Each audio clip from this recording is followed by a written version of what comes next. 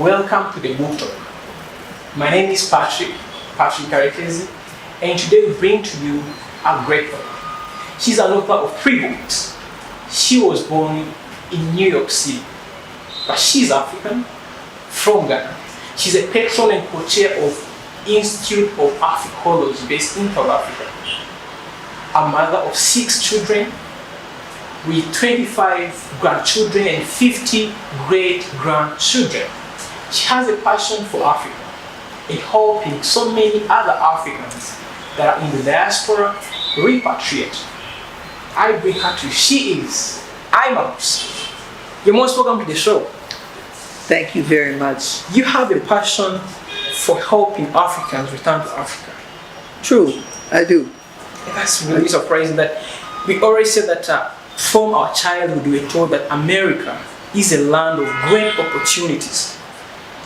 And you were in America for 50 years. You had a great job. I could say you had literally everything you wanted within that specific space.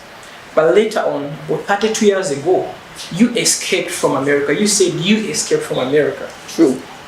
Why did you escape from America? Because one, America is not everything that most people, especially in foreign countries, think that America is.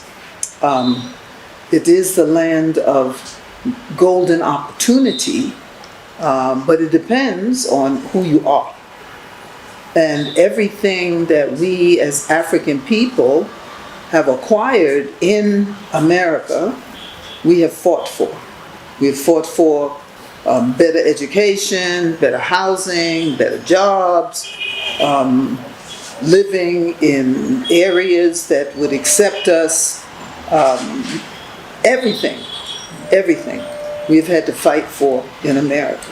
So, you know, for us, as Africans born in America, we've had to fight for everything that we've gotten, from fighting to be freed as enslaved Africans, fighting for a better job, fighting for the opportunity to be able to vote, which is really a joke, because every 25 years in America, the Voters' Rights Bill is reviewed to determine whether or not I, and people that look like me, will have the opportunity to continue voting.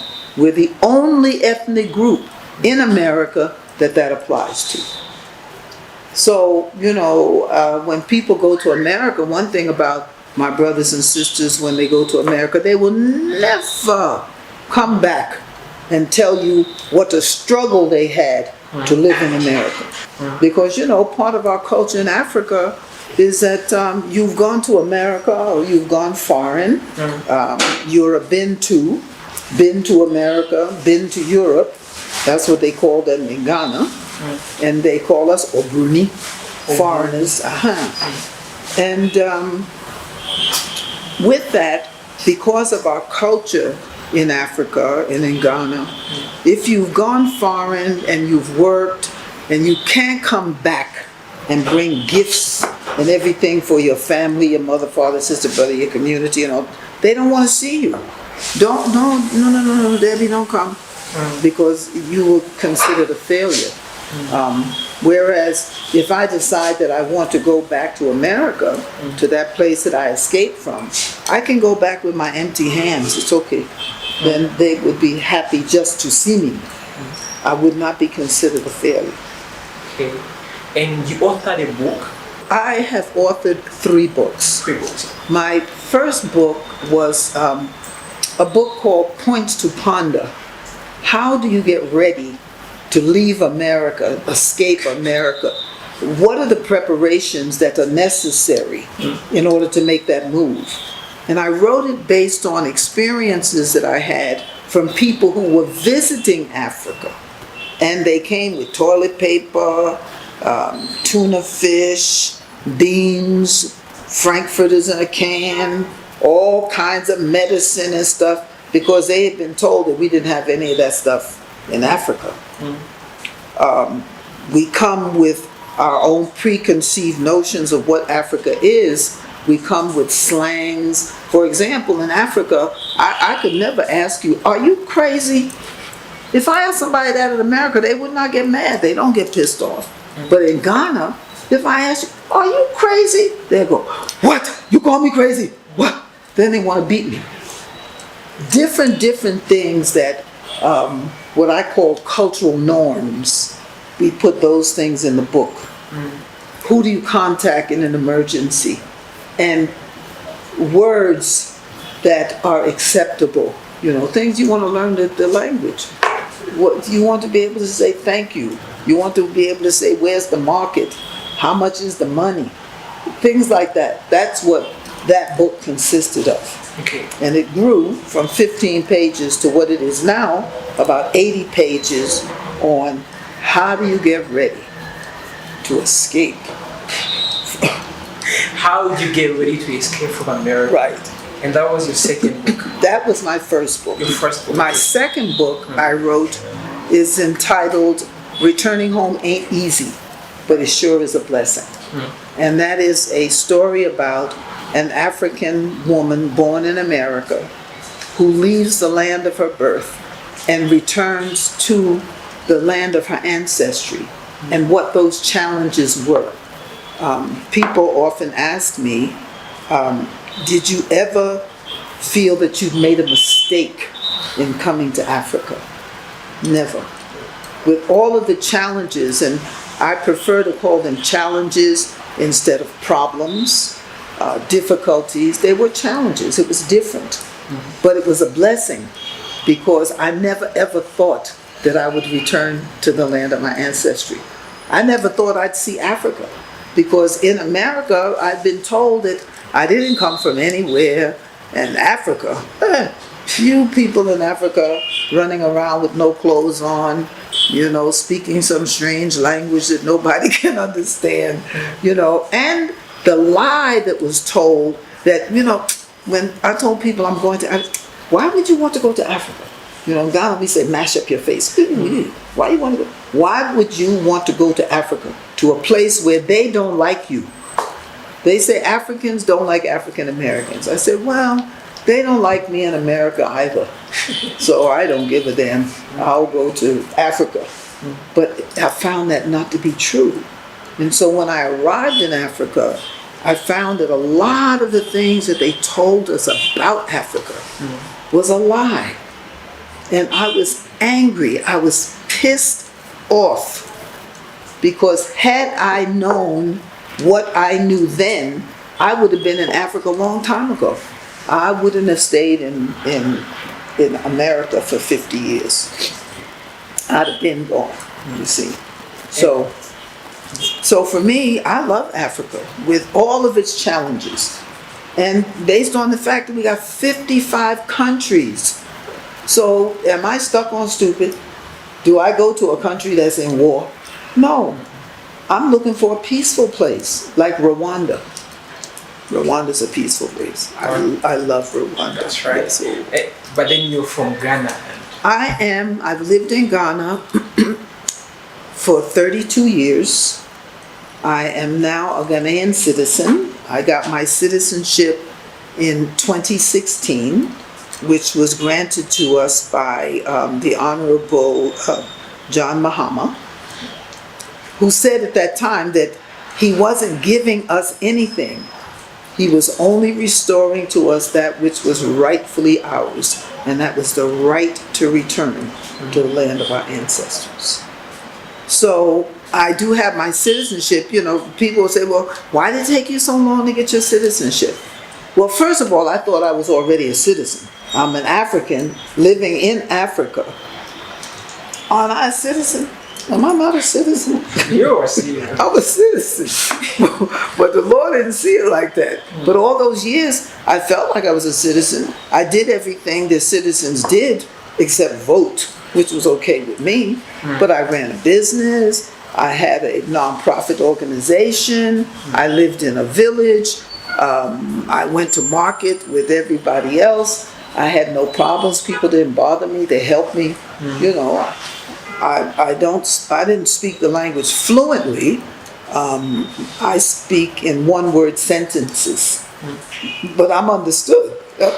People know what the hell I'm talking about, you understand? Right. So the things that I did being there, my primary objective in being in Africa is to encourage other Africans from the diaspora to take a chance and come home, because Africa is our home. Let's bring our talents. Let us help with the redevelopment or the moving forward of Africa. That's what I do. I introduce people to the spirit of their ancestors. The spirit.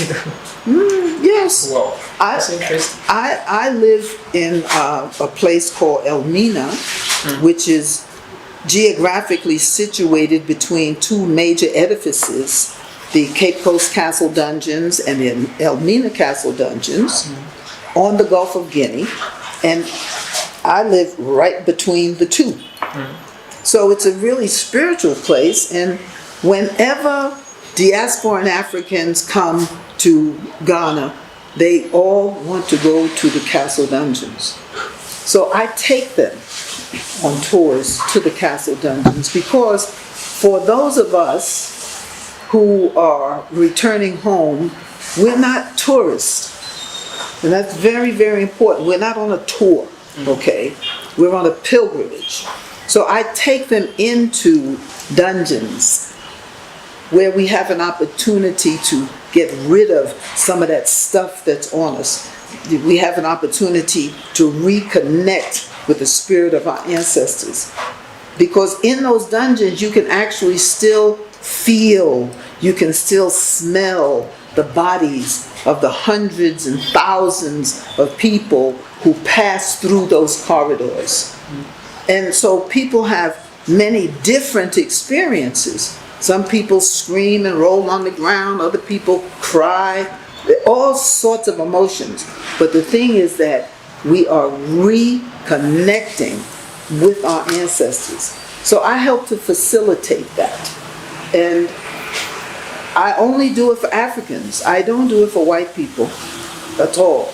I don't allow white people to participate in those sacred ceremonies. And then when we leave the castle dungeons, I take them to One Africa. We go to the ocean, and I have them wash one another's feet. Because I'm not so puffed up that I can't reach down and wash the feet of my brother or the feet of my sister. And to give thanks to the ancestors for safely returning me home to my homeland. So, you know, those kind of things I do, and it's really important for us to be able to make that connection. Now, here in East Africa, you don't have that. There are a lot of things that go on in West Africa that you're not aware of. I mean, in West Africa, there were over 60 slave forts and dungeons along the west coast of Africa. 45 of those dungeons and forts were in Ghana. In Ghana. So, as we come back and make that reconnection, whether it be in Sierra Leone, in Ghana, in Togo, in Nigeria, all of these countries where they took our people. So now there's been a shift, there's a paradigm shift in that we are now returning to the land of my ancestors. Correct. And I will tell anyone, you don't have to just come back and go to Ghana. And I've learned that in my traveling around Africa. Come to East Africa. East Africa is a beautiful place. That's right. We're different from the West, but we're still Africans. Are you running away from? What am I running away from? So you're escaping from America. Oh, hell yeah. I'm running away from systemic racism. I'm running from for my life, because as a black person in America, because I'm black, I could wind up in prison. We have so many young men that are in prison today for crimes that they did not commit. And then you find out 20 or 30 years later, after you spent your life in jail, oops, we made a mistake. You're innocent, but you just took 30 years of my life. I have a friend who was in jail for 19 years for a crime he did not commit. And when they finally looked into it a lot more carefully, they realized that information that could have freed him had been withheld. 19 years of his life he spent in prison. You spend 20 years of your life in prison because a white girl said that you raped her. And now she's getting conscience when she's getting ready to die. And oops, he didn't do it. So there are a lot of us in prisons in America for crimes that we did not commit.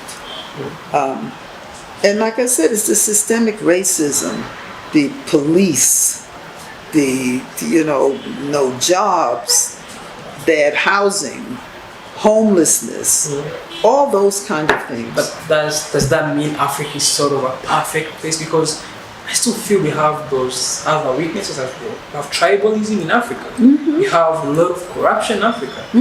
That a lot of political instability in a number of states. Right. And why would someone live fine? America may not be so perfect, but Africa too ain't a state of saints. Well, no, I don't think that Africa is perfect by any stretch of the imagination. You have corruption in Africa, but you have corruption in America. Okay? You have white supremacy in America. You don't have white supremacy in Africa. You may have tribalism. There are places that you can go and live a rather peaceful existence. And the fact that as an African person born in America, the fact that I can return to the land of my ancestry after being told for years that I don't come from nowhere, I don't have a culture. Yes, I have a culture in America, but I don't have, or did not have, an African culture. I see the beauty of Africa, whether it's how we look, how we dress, the attitude that we have towards each other in Africa. And those are things that are important. And I've lived in America. I know America. I know America's good and its bad. And my choice is to live someplace else in Africa. I never wanted to live in Europe. Never. Okay, I don't want to live with a bunch of white people. It don't mean that I hate them, but I'd rather live with you than live with Mzungu. One of the great things to talk about is encouraging Africans in the diaspora to come back to Africa, especially those who were born in the US. I feel like they might have challenges about making that geographical change. What would you say to them in terms of encouraging them to make that geographical change? One of the reasons that they have those reservations about Africa is because they don't know it. And because media has presented so much negativity about Africa. Generally when they show pictures of Africa, they go find the worst village, they find dirty little children. Children get dirty when they play in the dirt. I'd be dirty if I played in the dirt, okay?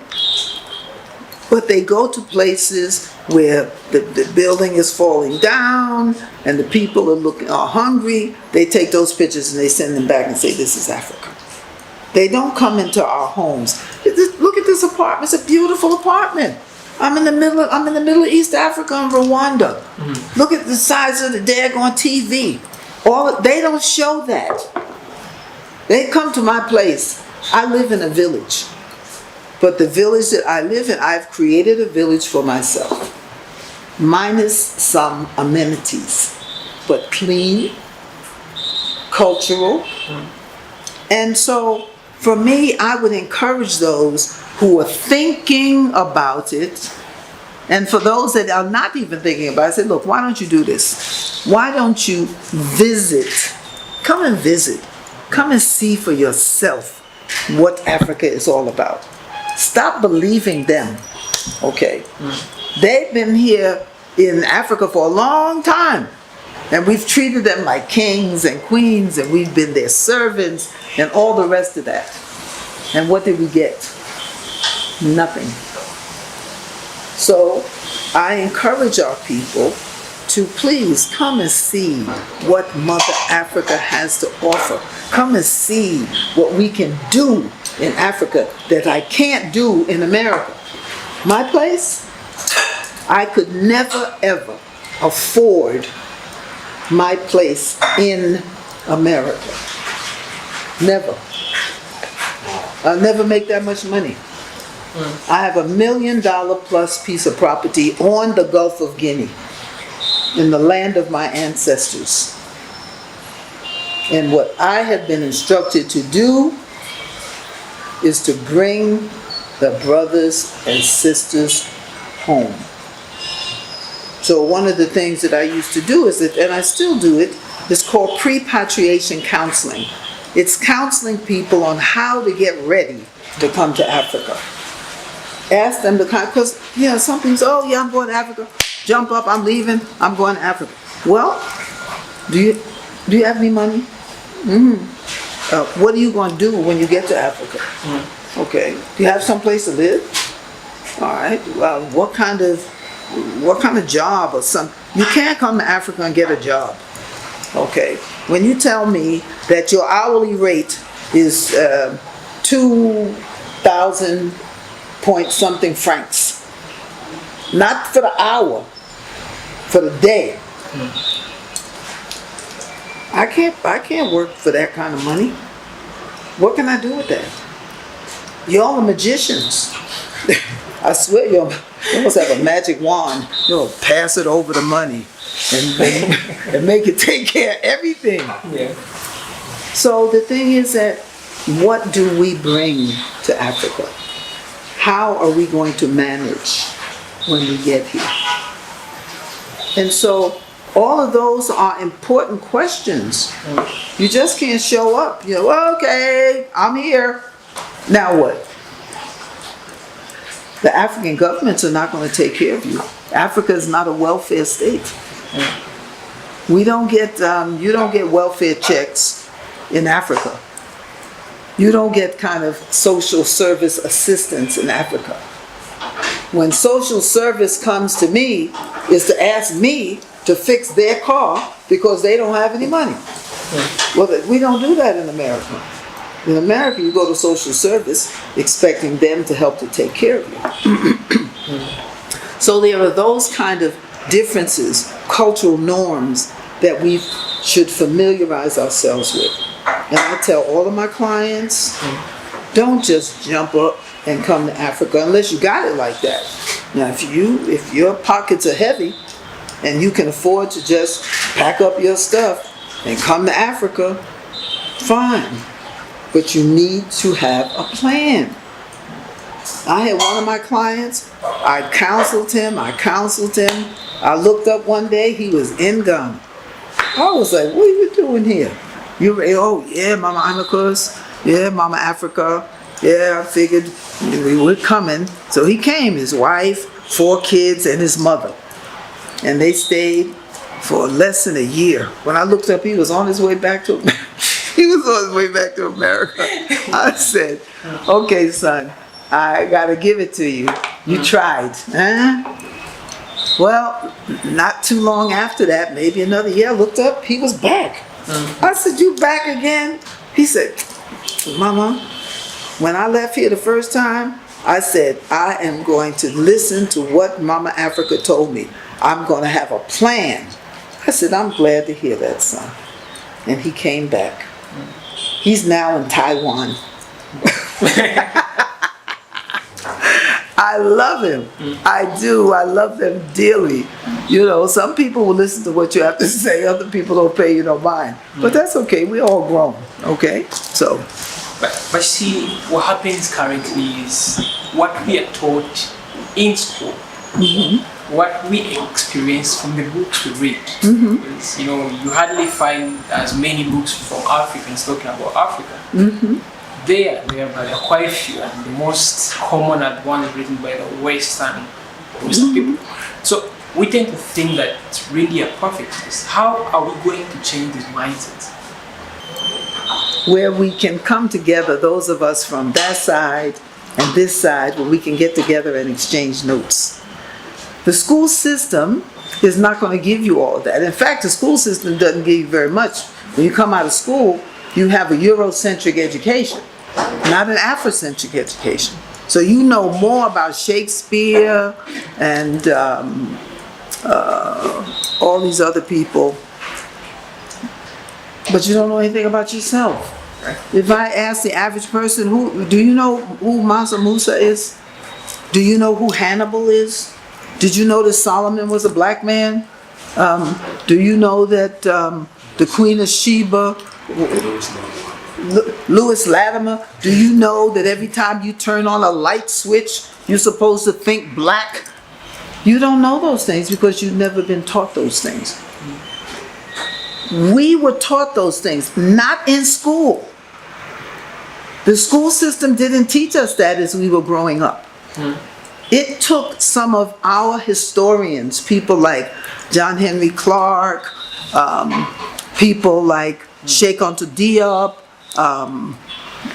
different educators that came into our community and said, look, we're going to teach you. We want to show you who you are. That we're not just a bunch of niggas, okay? Or as now you can't... The N-word. The N-word, okay. So we're not a bunch of N-words. So they came and they taught us. We had to give them $3. Now, if you go to university, you pay, back then, $300 per credit. So if the course was 3 credits, it cost you $900. So for $3, they came into our community and they began to talk to us about our history, about who we were, the contributions that we as African people had made to the world at large. They began to inspire in us something other than the Tarzan and Jane movies, okay? There was no white man here swinging through the trees, riding on an elephant. I didn't see that when I came here. But when I was in America, that's what they told me. And I saw it in the movies. I saw it, okay? You know, talking gorillas and stuff like that, okay? So these men and women that came into our community and began to light the fire under us about who it is that we were. In fact, we became more African than the Africans. With our clothes, with our dress. I mean, we were playing drums in the park. I mean, we were becoming real Africans in America. Okay. And then, you know, with Kwame Nkrumah, who invited us, 1957. And once we got to Africa and got a taste of what Africa was, it was like, shoot, I could eat this. I ate what America had that served me all these daggone years. I can eat this. And just the thought that, you know, you walk through the street and you see people that look like you. I'm like, that looked like my daughter. That one looked like my son. And just black people everywhere. I was like, woo, it's raining. You know that song is raining, hallelujah. Raining, amen. Raining, black people. Okay. Right, so going forward, what do you think we as African people, because much as you said, the people in the diaspora are the ones to change Africa. I believe as people here in Africa also have a big role to play. Of course you do. Of course you do. You should stay here. You shouldn't leave here and go to America and spend 40 years there and then come back and want to know why stuff ain't been done. Okay? I think that as we move forward as a collective, we can get a lot of things done for Africa. One of the reasons that I love Rwanda is that seeing what Rwanda went through with the genocide, having killed millions of people, that in 25 years that Rwanda has come to what it is, a showcase really for the rest of the world in terms of what you can do when you are working as a collective, when your leadership cares for its people. Now everybody doesn't agree, and it's okay, but the majority do. And the place looks like you care. With 63% of your women in parliament, 63% of your parliament is female. Your government says that 35% of the workforce must be women. Because truly we were matriarchal before we became a patriarchal society. Okay? Your streets are so clean that you can eat off the streets. Different thing. Yes. Wow. I saw some guy sitting on the side of the gutter having his lunch. The place was spotless. It was clean. But I mean, those kind of things, the fact that it's easy or easier to do business. But if you and I work as a collective, we can get things done. And if you remember the illustration that I showed, I'm sorry we didn't put it on the board, the illustration of the circles that were all separated. We represent those circles, okay? Until and unless we connect the dots, and that's what we have to do. We have to connect the dots so that we are working as a collective to get things done. You know, you could say, well, that's easy for you to say. You lived in America.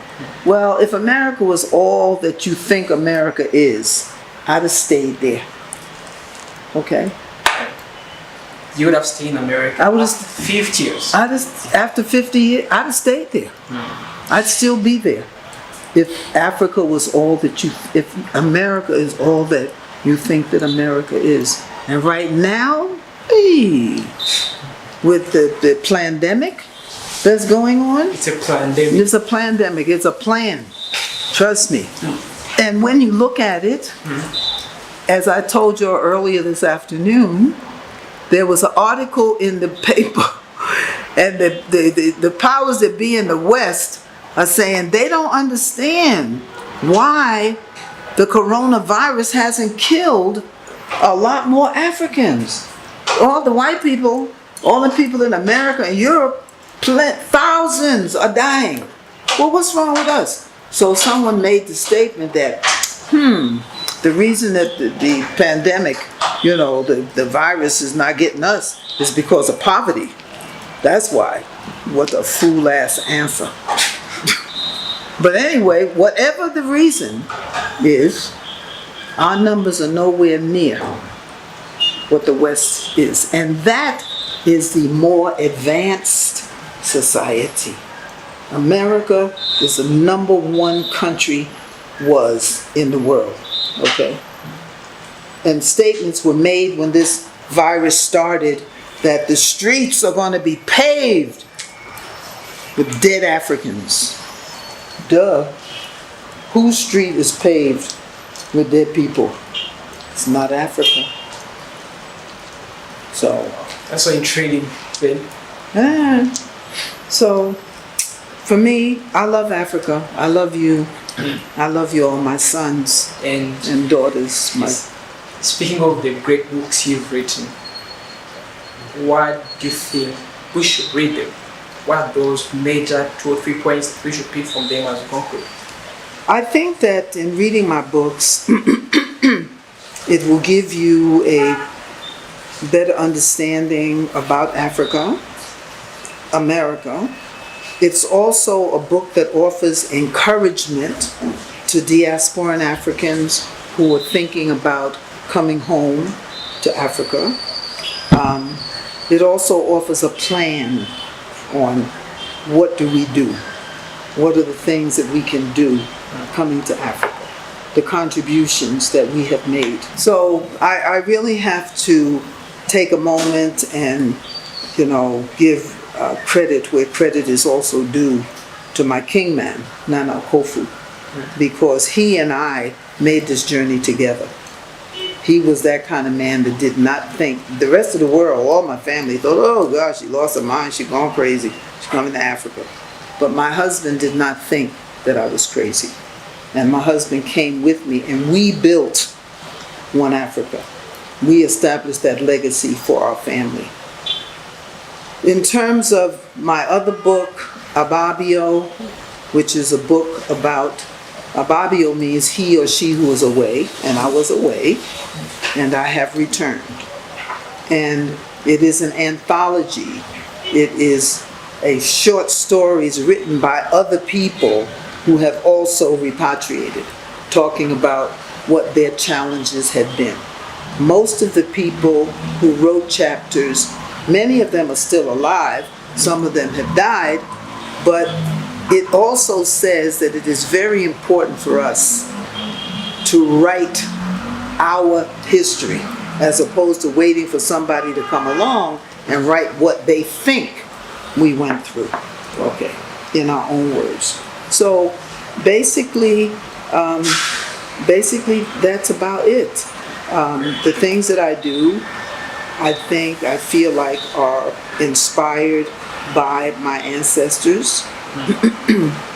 I just want us to be a part of not only our own growth and development, but part of the growth and development of Africa. Great. And it's a two-way street. I learn from you and you learn from me.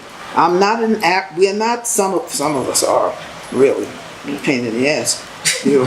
Some of us really give you a hard time.